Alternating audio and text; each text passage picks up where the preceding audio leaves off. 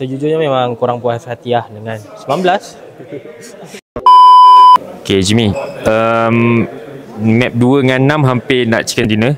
Tapi keseluruhan untuk Jimmy hari ni adakah berpuas hati ataupun mungkin ada silap-silap yang perlu diperbaiki? Sejujurnya memang kurang puas hati lah dengan 19. Nampak dengan map 2 tadi pun mungkin boleh kata memang rezeki Loxi tu lah. Memang dia flick shot memang kena terus. Memang dia memang dah training flick shot hari-hari biasa.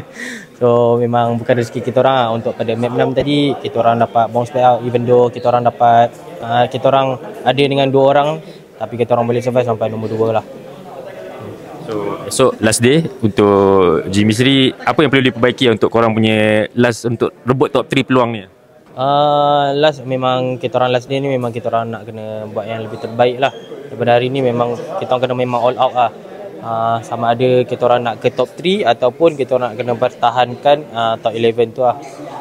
Kita orang tak nak terkeluar lah daripada PMGC kali ni lah, sebab kita orang nak yang lebih baik daripada sebelum ni.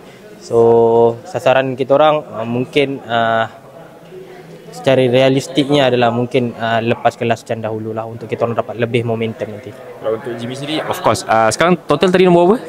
Total tadi nombor 11. Nombor 11 kan? Ngam-ngam kan? Ngam-ngam. Okay, so kalau untuk korang sendiri, ada rasa more pressure ataupun maybe korang just all out lah, nothing tulus lah untuk korang kejar? Bagi saya tak ada pressure macam mana pun. Just mungkin kita orang dalam in-game tu kurang bernasib baik lah, orang kata. Kita orang perlu terburu-buru untuk membuat decision, mistake tu jugalah. So saya perlu perbaiki decision making saya, and mungkin esok lebih baik lah. Okay, last kali untuk fan datang untuk tengok esok last day support. Untuk kepada fans, terutamanya keluarga-keluarga saya, terima kasih untuk menonton and teruskan menyokong kita orang, and tontonlah last day ni untuk kita orang dapat pecut ke top 3 nanti, insyaAllah. Ada rezeki kita orang dapat buat comeback macam DRX buat, apa-apa boleh terjadi. So teruskan tonton. Alright. Okay, Jimmy, all the best.